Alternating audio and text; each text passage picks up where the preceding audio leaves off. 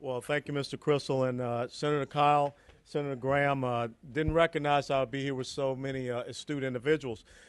Interestingly enough, we just got finished with a House Armed Services Committee hearing, which was right across from the first meeting of the Joint Committee. And what we were talking about, we brought in three former chairmen of the Joint Chiefs of Staff. That was General Myers, General Pace, and Admiral Giambastiani, who was a vice chairman. And the question that we asked them is, as we go forward now, 10 years after 9/11, what are their assessments? What did they see happening?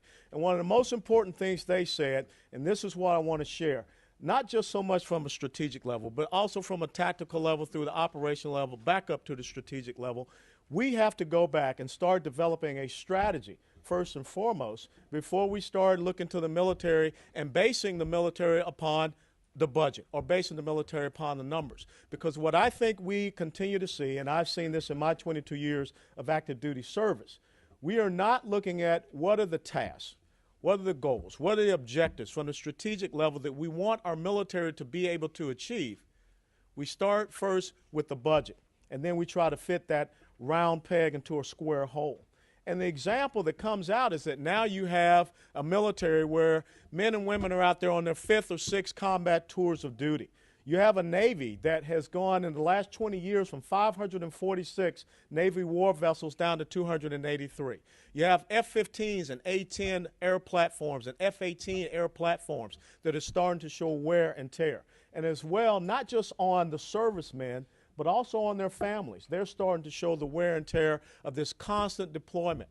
So what we have to be able to do is you have to sit down and look at what are the requirements in the respective areas of operation or areas of responsibility for our combatant commands. And what do I mean by combatant commands? That means the CENTCOMs, the AFRICOMs, the PACOMs, the SOUTHCOMs, and start figuring out what are the resources they need to be able to contend with emerging threats.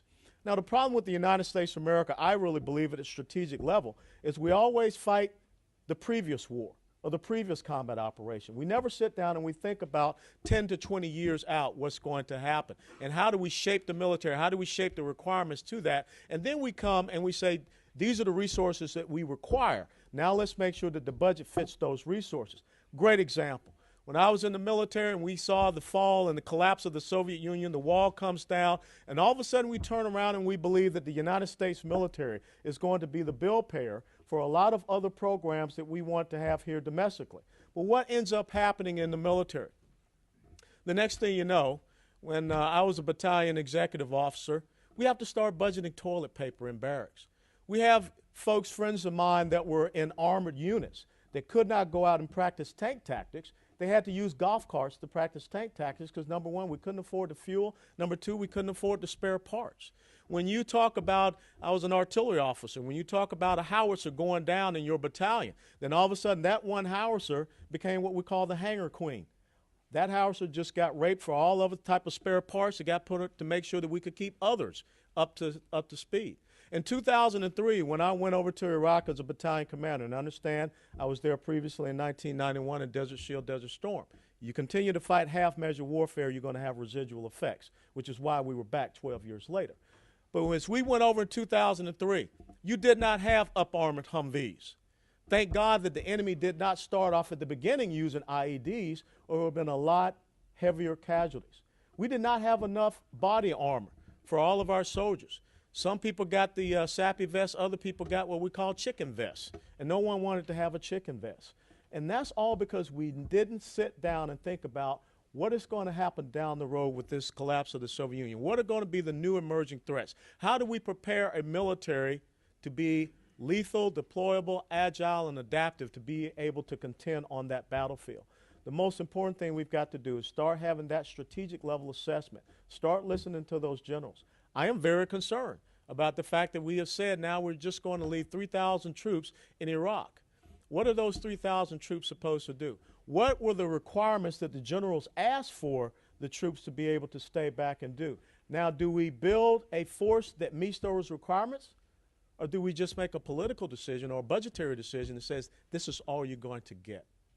The other thing we have to do, we have to move away from a Cold War era forward deployed sense of our United States military. where we had the large military station over in Germany, Japan, Korea, or where have you. We need to come back and look more so at a power projection type of military. And as part of a power projection type of military, it's very important that we understand 70% of the mass of the earth is what? It's water. But I just told you that we went from 546 Navy vessels down to 283. And not too long ago, there was a country over in the Asian Rim who just rolled out its first aircraft carrier. And if you understand something about aircraft carriers, they aren't built for you to go fishing.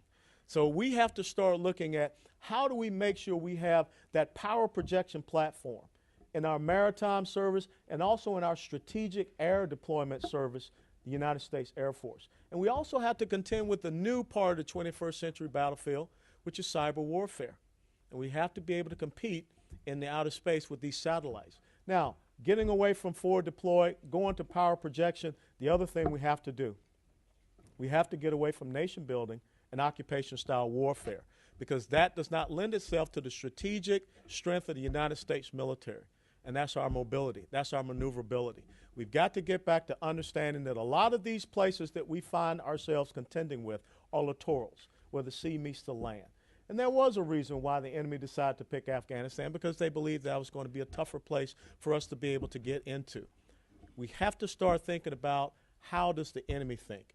The enemy has a vote, and we cannot continue to have strategic level decision making without considering this new threat on this emerging battlefield, which is not going to go away. And I want to close by saying this very simply. The world is a more volatile place than it was when we had the bipolar structure between the United States and the Soviet Union. During the congressional work period that we had in August, I had a week to go over to Israel. And when we landed in Israel, that was 2 days after the terrorist attack in Eilat, where 8 Israelis had lost their lives. Involved in that terrorist attack, which was well coordinated and well executed, were 3 Egyptians. They had transited out of Gaza, gone through Egypt, come across to Sinai. What we believed was going to happen in Egypt is not happening on the ground.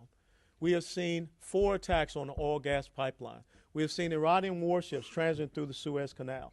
We've seen the Egyptian foreign minister go into negotiations and talks with the Iranian foreign minister. We have seen Egypt broker a reconciliation pact between Hamas and Hezbollah. We have to stop looking at things in Western rose-colored glasses. Think about back in the late 1970s. When you deposed the Shah of Iran, what did you end up getting as a replacement? And I think a lot of times we have this sense of euphoria, just the same as we did with the collapse of the Soviet Union. Now we see a more volatile world. Egypt, Syria, Libya are going to cause new security concerns and strategies that the United States of America has to be able to contend with. And we still have not even talked about the situation with Iran. Iran does not agree to what we call the MAD theory, the mutually assured destruction theory, by which we operated with the Soviet Union. If they get a device, they plan to use it, and we know where they're going to plan to use it. Turkey is emerging as more of an Islamist state instead of what Kemal Ataturk wanted it to be, in a secular state. North Korea is still there. China is emerging as a strong entity. So those are the type of things that we have to sit down and start strategically looking at and developing the right goals and objectives so they can translate to the right operational level and tactical level goals and objectives and right resourcing and right structure of our military. So thank you so much for having me.